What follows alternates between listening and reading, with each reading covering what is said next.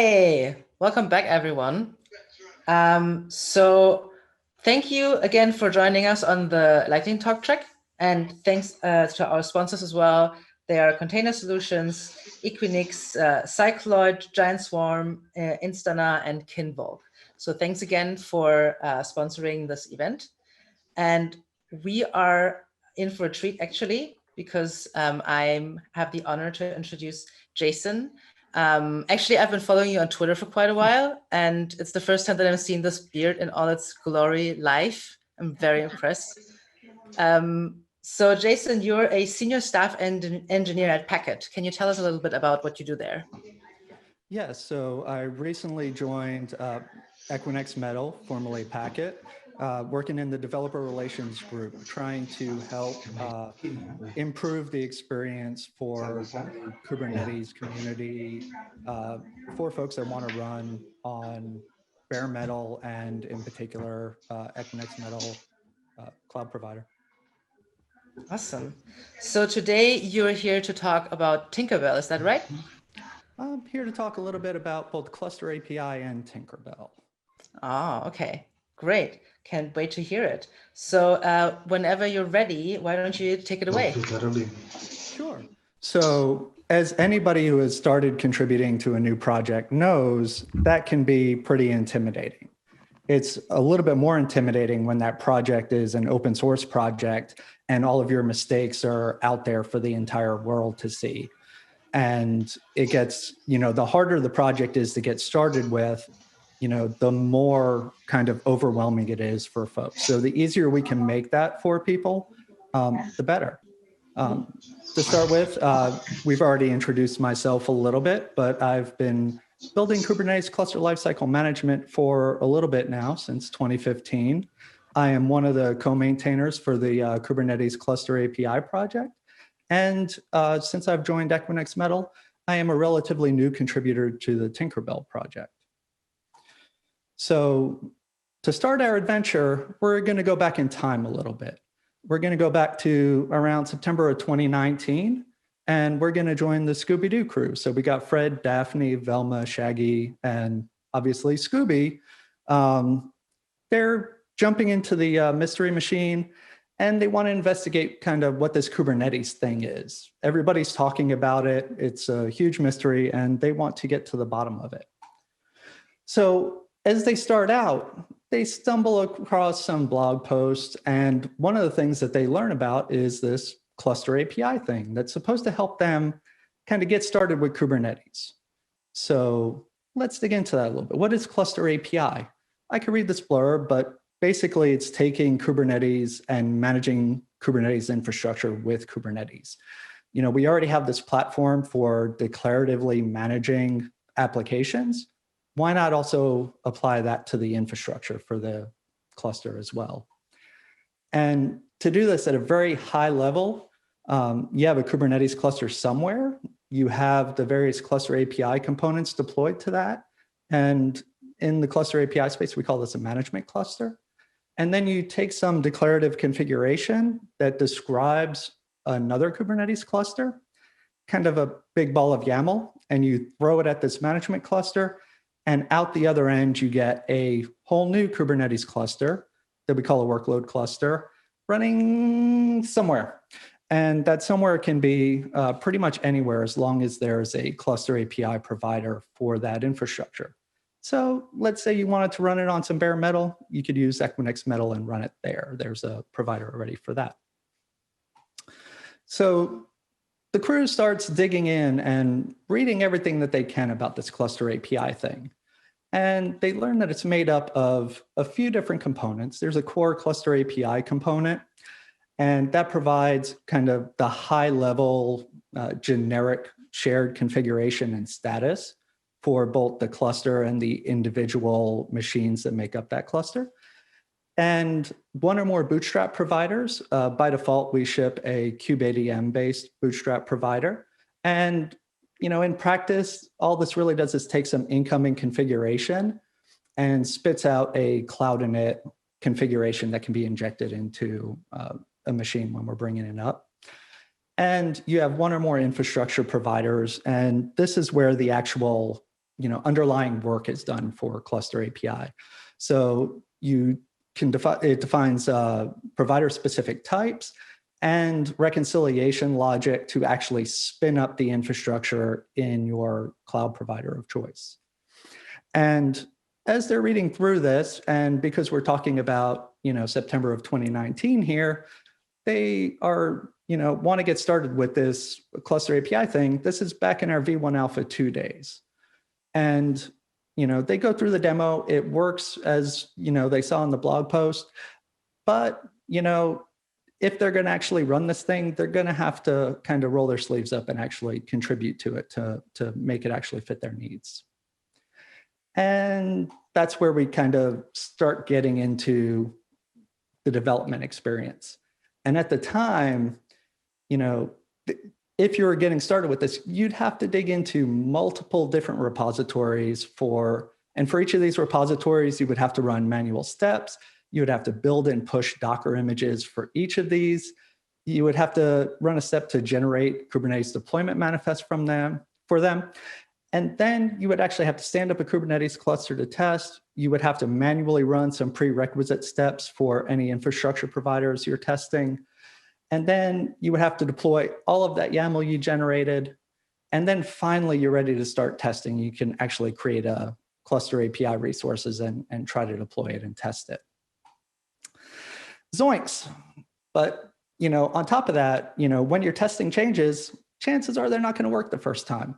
So then you have to actually go through these steps, manually rebuild the appropriate binaries, build and push the Docker images, and then you would have to trigger a redeployment of, the right deployment, Kubernetes deployment, because like I said, there's quite a few different deployments here. And then if you want to debug anything, you still have to dig in, find the right deployment, get to the logs, and it was kind of overwhelming for a lot of users. And needless to say, testing of these changes was really, really painful. And a lot of different developers found different optimizations and workarounds for it. So if you talk to 5 different cluster API developers, you would get about 10 different ways to build and test your changes. Some of them would run binaries locally. Some were building scripts to automate some of this. Some were building, local YAML files that they were just reusing instead of the ones that were in the repository. But one enterprising developer, and I want to give a big shout out to Chuck Hoff for this, he started digging into this tool called Tilt. So what is Tilt? And most of this is from their documentation. It's a cloud native development engine. It's free and open source. This was huge for us. The last thing we wanted to do as an open source project ourselves was introduce any types of barrier to entries, and proprietary tooling is, kind of create some of those issues. And this is where it gets really fun. It has the ability to do smart rebuilds. There's continuous feedback loops. It offers this thing called live updates, snapshots, and a whole lot more.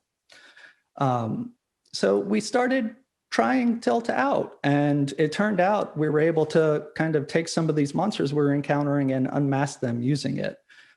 With Tilt, we were automatically able to deploy kind of some of the prerequisite steps.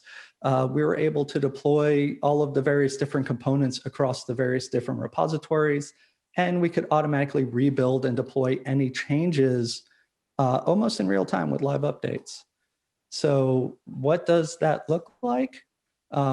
New developers now just run Tilt up, and here I'm using the legacy console because if you don't want to leave your terminal, you don't necessarily have to. And here you can see it bringing up some of those dependencies, such as Cert Manager, getting into the nitty gritty of things. We're running basically a QBuilder based project, and there are webhooks involved, and those webhooks require certificates. And we use Cert Manager to kind of automate some of that deployment for both end users and developers. And once that's up and running, we'll soon see, the actual deployment builds and the Kubernetes deployments happening. So here, all of the individual providers that are configured have all been built. And now the Kubernetes deployments are actually spinning up. The first time it actually goes through a full build of the Docker images, pushes those, in this case, we're using a kind cluster for local development, pushes those into the kind cluster, and then it starts loading the deployments. And as we can see, everything comes up and running, pretty easily here. But if there was something that went wrong, you can actually dig in using the CLI itself to do that. Or better yet, we can switch over to the web interface. And here we can see all of the same components we saw in the CLI there. We can go through and see the history of the steps that ran, in this case for the actual tilt file itself. But we can see the build, in this case, the packet manager. We haven't yet renamed it, gone through the rename for it yet. And here we see the actual build and deployment for one of the providers themselves. And if we were actually doing some end-to-end testing here, we would also be able to see logs for that controller as well, streaming in real time. So now the crew can party because, what would formerly take them a long time to kind of get up and running, they can do through simple, well-documented and reproducible steps. But, like I said, they want to investigate this stuff. They wanted to bring it into, their own environment. And sometimes that means that you're not dealing with cloud environments. So here we are at the current day, and the gang's in the mystery machine again, and they want to head back home, and they want to bring this cloud native experience back into their own data center. So how do you do that? Well, there's this project called Tinkerbell that, the whole purpose of it is to bring cloud native management into your data center. So they see this and it's pretty appealing. And, how does Tinkerbell do this? So basically you have some hardware, racked and stacked somewhere. You describe that hardware to Tinkerbell, you define some templates, and then you create some workflows that allow you to apply those templates to your hardware. And then Tinkerbell does the rest for you. It helps execute those workflows on your hardware. So this seems interesting. So the gang wants to see, what it takes to actually try this out. So looking into it, they see that there are some dependency services needed before you could even start developing. There's a database, a web server, a Docker registry is needed for various internal purposes. There is an in-memory operating system installation environment that we call OC. This is basically a slimmed down Linux distribution that's basically meant to just bootstrap the things needed for Tinkerbell and to be able to run the workflows. And then we have several microservices. One of those is Tinkerbell, the workflow engine itself. There is Boots, which is a DHCP and TFTP server that provides the ability to actually do the network booting using Pixie and iPixie. And then there's Heagle, which provides metadata services that can be consumed by the workers. It can be used in the workflows and such. So with all of those things, each of those microservices lives in a separate repository. So development, again, means having to stretch across, multiple repositories. We have multiple binaries and Docker images that will need to be built for any of the components that you want to make changes to. And those binary and Docker image changes need to be synced with your test environment. Ruh-roh, it kind of gets a little more complicated in the case of Tinkerbell, though. We have some components. One of those is Tink Worker, which actually runs the workflow on the OC environment. That needs to be pushed to a Docker registry instead of a Kubernetes deployment like we were dealing with earlier. We have the OC image itself, which needs to be pushed to a web server so that it can be pulled in through the network boot process. And anybody, like our existing environment right now is generally based on Vagrant, and we found it's been difficult to maintain that across various different OS and hypervisor combinations. Generally, if you're on a Mac and you use VirtualBox, it should work, but Some folks use Linux and libvirt or use VMware Fusion on their Mac, and trying to keep that Vagrant setup working with all of those different permutations is very difficult and generally error prone. And our use of Docker Compose makes it very easy to stand up the development environment, but it also abstracts away some things, and it actually needs to be run in one of the Vagrant VMs so that there's L2 network connectivity. And there's this, now you have to push those changes into this VM rather than being able to test them somewhat locally. And the Docker Compose configuration also includes all of the development dependencies, but it's also generally the way that people are looking at this to kind of run it afterwards. So it kind of causes some confusion between what is actually supported by the project versus just dependencies that should be managed externally. So a lot of this seems really familiar compared to what we saw with Cluster API. But as I mentioned, there's also some new challenges. We need network L2 connectivity between the different machines. This includes UDP and broadcast. And if you have things deployed in Kubernetes, you don't necessarily get that if you're talking about ingress or load balanced services. We would also like that common developer experience to work between Mac, Linux, and Windows. So if you publish a host service on Docker for Mac, you can't really expose that service directly to a VM running alongside of it. And not every component can be mapped to a Kubernetes deployment. We have the builds of Tink Worker that actually goes into a Docker registry and not its own deployment. OC needs to be pushed to that web mirror host and not into a Kubernetes deployment, that sort of thing. And last of all, we didn't want to bring in some of the legacy practices that we use to get Cluster API going. Like I mentioned, we started this process in 2019, and here we are roughly a year later, and Tilt has introduced some new features and has changed some of their best practices. So ideally, we'd be able to bring some of that. So would the crew be able to actually adopt this kind of Tilt-based workflow for this kind of infrastructure-heavy project? So far, most of the basics are working. We were able to take a lot of the prerequisite services, get those wired up.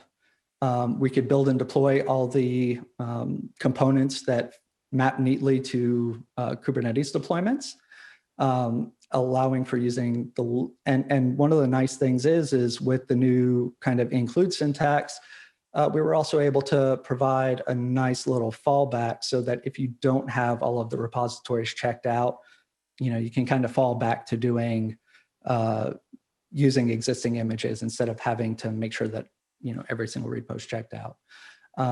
We were also able to get preloading the Tink Worker image into a registry. The Tilt folks have been great working with them. They've helped us figure out how to provide live updates and push those changes into the registry when there are any changes detected.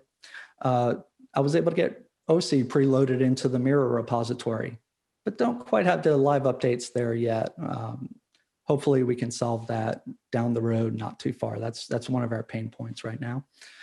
And because we'd like the solution to work across various operating systems, and there's that pesky little network connectivity issue, one of the things we started looking at is, can we actually run the VMs inside the Kubernetes cluster itself?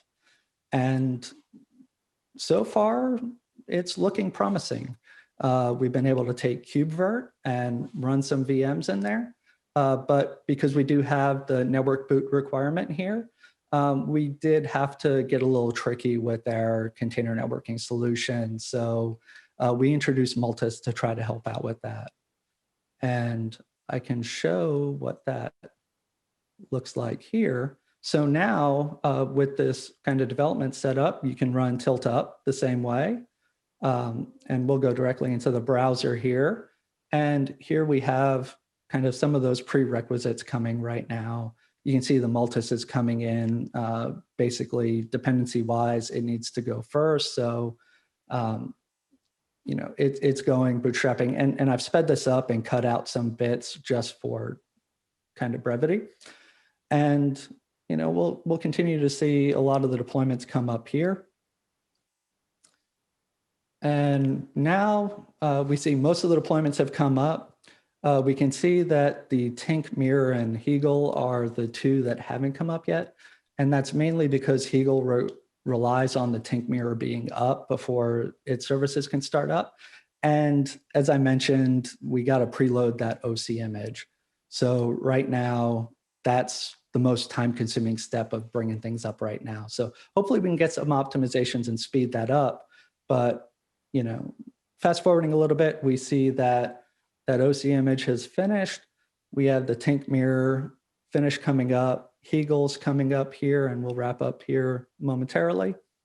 And if anything had went wrong, there were any issues, we could dig into any of those logs, but they didn't. So let's go ahead and take a look here. What we're going to do is we're going to kind of hand wave around here. We're going to enter the Tink CLI. We're going to run it in the Kubernetes cluster just to ease the configuration a bit. And we'll get into that CLI.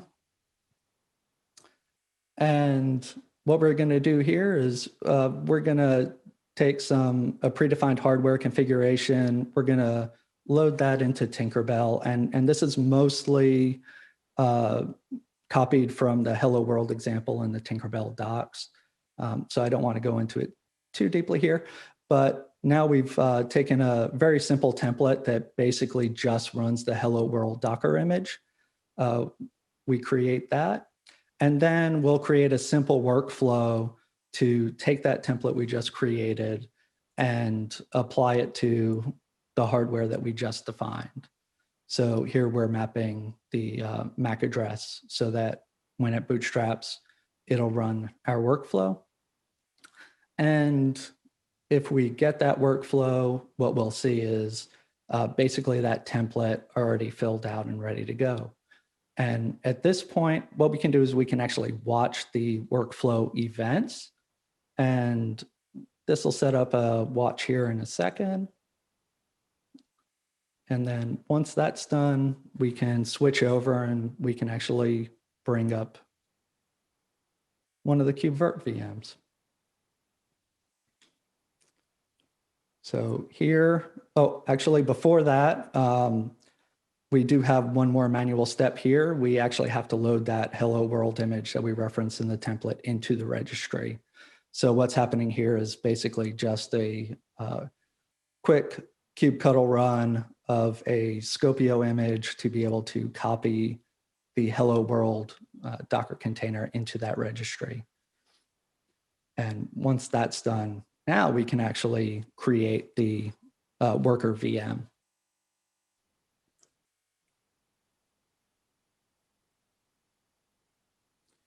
And now that that worker is created, we can actually bring up the console for that worker.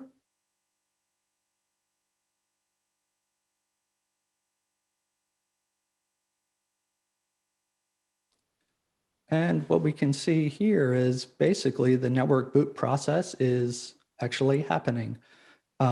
We've already gone through the initial Pixie bootstrapping, loaded iPixie. We do that for consistency's sake. Not all Pixie implementations are the same. So if we bootstrap into iPixie first, we can ensure consistency from that point on. And now we're actually network booting the OC image here. And we're going to speed past this right now to make this work both on Mac and Linux. I've disabled hardware virtualization, but with a little more work, we should be able to make that configurable. And if for some reason we're hitting any issues with this bootstrapping process, we can go back to the Tilt console and look at the logs. For example, trying to get all of this working, I spent a lot of time in the boots logs trying to figure out why different steps of the workflow weren't executing the way that they should. And we'll see that kind of speed up a little bit. And once this machine finishes booting, we can actually switch back over, and sorry for the glitch here, but you can actually see that the workflow, the watch that we had for the workflow events actually shows the update that it started and completed. But that's interesting only in that we were just able to do the initial thing. The real fun is when you actually need to make changes. So let's say I wanted to make a change to boots. I could flip back over to my IDE. I can make any change. In this case, I'll just pick a file and do just a small white space change just to update the time stamp on the file, and just enough to kick off a new deployment. And what we can see is the deployment has already happened. It was so quick that I didn't even have enough time to switch back over before it was triggered. You can see the build time, the build for the binary and the deployment altogether took under a second to deploy those changes. Whereas before you would have had to run kind of those manual steps to rebuild, build a Docker container, and then finally you could get it over to the right place and run the updated changes there. So, you know, that initial experience looks like it could be very much improved with using Tilt compared to the previous one. But there's still quite a bit left. You know, the first thing is right now all of this is sitting in a personal fork of mine, and we need to kind of get this in the upstream Tinkerbell stuff so that actual developers can start making use of it. As you saw, loading that OC image is very painful right now. It's actually downloading the latest that's published on the internet. We can probably do some local optimizations there at least. Enabling the hardware acceleration where possible. I think with the help of some of the Tilt folks, we'll be able to automate some of the creation around the VM, hardware templates, the workflow, and loading of the images used by the workflows so that we can improve that experience a bit. We need to incorporate some additional components. Since this work initially started, there's been a new component, the PB&J component to Tinkerbell, which is our power and boot control. It would be really great to incorporate that into this workflow. Better separation between prerequisite resources and Tinkerbell components so that you can actually use existing, you know, some existing services for the prerequisites instead of having to stand them up here, and a whole lot more. It's far from solved at this point. But I also think we can also provide ways to provide better development loops around some of these smaller components too. So like right now, Tink Worker, you have to stand up a whole VM to kind of run through these things. We might be able to optimize some kind of end-to-end type workflows, you know, using the worker itself without having to go through all of the other things.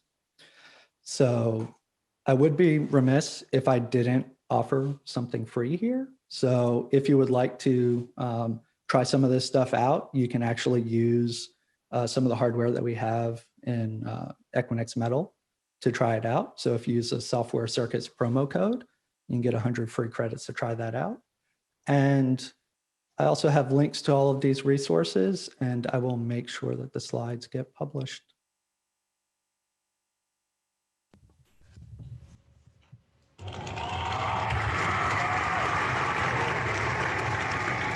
Thanks so much, Jason. I'm just checking. I don't see any questions, which is not super bad because you actually managed to hit 30 minutes exactly. So congratulations on that. Will you be around on Brella or Slack or any platform if people have more questions later? Absolutely. I'll be hanging out on both for the rest of the day. Oh, fantastic. Thank you so much, Jason. And thanks again to all of you listening, watching, and our sponsors, Container Solutions, Equinix, Cycloid, Giant Swarm, Instana, and Kinvolk. And so next up, we have the yoga session in the Software Circus TV track. So if you're feeling a bit stressed, maybe like me, I look very tired today, you could tune in and do something for yourself.